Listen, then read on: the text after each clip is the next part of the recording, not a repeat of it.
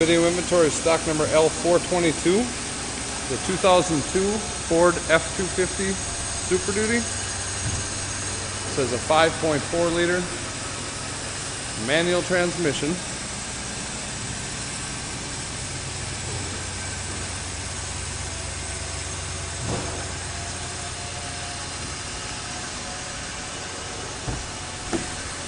There's a gray cloth interior trim code DE.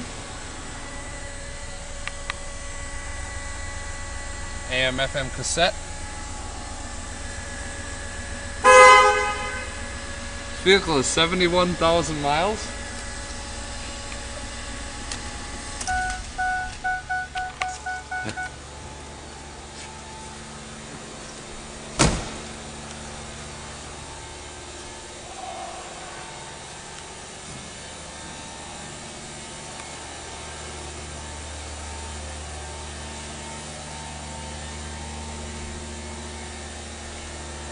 Equipped with anti-lock brakes, has a steel chrome wheel.